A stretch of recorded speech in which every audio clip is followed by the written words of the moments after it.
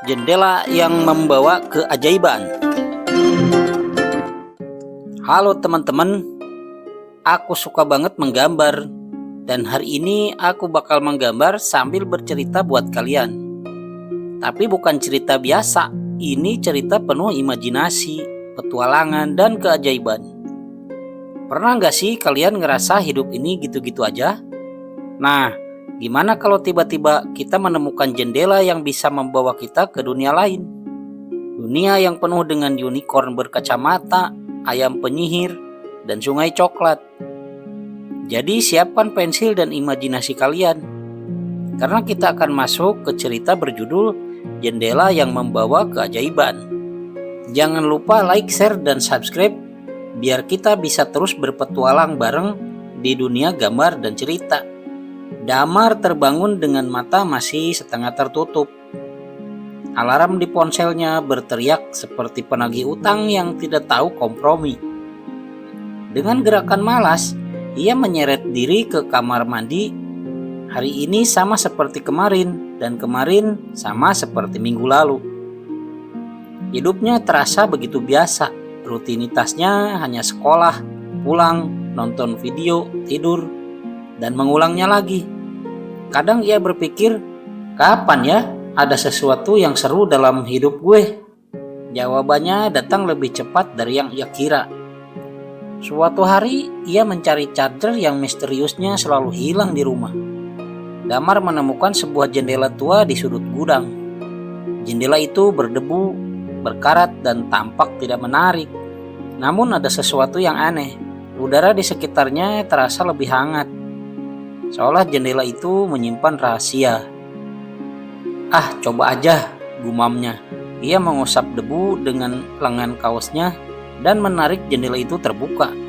Begitu terbuka, bukannya melihat tembok tetangga yang membosankan. Damar malah melihat dunia lain.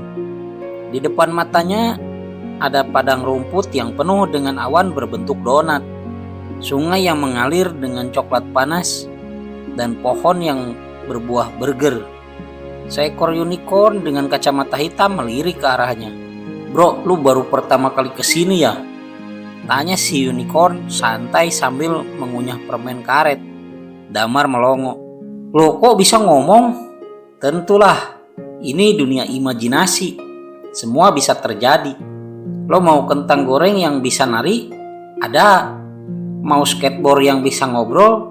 Juga ada," jawab unicorn dengan bangga. Damar masih shock ketika tiba-tiba muncul seekor ayam raksasa berjubah aneh, membawa tongkat sihir.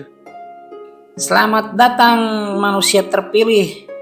Kami butuh bantuanmu untuk mengalahkan Raja Bosan yang membuat dunia ini kehilangan warna." Tanpa pikir panjang, Damar diangkat ke istana ajaib. Di sana ia melihat penduduk dunia imajinasi yang mulai memudar warnanya. Kucing yang biasanya ungu, kini hanya abu-abu. Rumah-rumah yang biasanya terbuat dari marshmallow, kini nampak seperti roti basi. "Gimana cara gue ngalahin Raja Bosan? Gue bukan pahlawan, gue aja sering ngantuk di kelas," protes Damar. "Tenang, senjatamu sudah siap," kata ayam raksasa itu sambil memberikan sesuatu. Ternyata senjata itu adalah pensil raksasa. "Gunakan imajinasimu, ciptakan dunia ini kembali." Damar pun melangkah ke istana Raja Bosan. Sang raja ternyata berwujud seperti guru matematikanya yang sering memberi PR bertumpuk, lengkap dengan ekspresi datar yang bikin ngantuk. "Hidup harus teratur dan membosankan," teriaknya. Tapi Damar punya ide. Ia mulai menggambar di udara dengan pensil raksasanya. Ia menggambar pelangi, robot penari, kucing bersayap, dan dunia pun mulai berubah. Warna-warna kembali muncul. Raja Bosan panik. Tidak, terlalu kreatif. Aku tidak suka." Lalu ia menghilang dalam kepulan asap abu-abu. Penduduk dunia imajinasi bersorak gembira. Unicorn mengangkat kacamata hitamnya dan memberi jempol. "Lu keren, bro." Saat Damar bersorak kemenangan, Tiba-tiba alarm berbunyi lagi. Ia terbangun di kasurnya. Apa barusan cuma mimpi ya? Gumamnya, namun ketika ia melihat ke sudut kamar, ada remah-remah burger dari pohon aneh itu. Damar tersenyum. Kayaknya dunia ini gak sebosan yang gue kira. Mungkin gue yang harus lebih berani bereksplorasi. Mulai hari itu Damar berubah.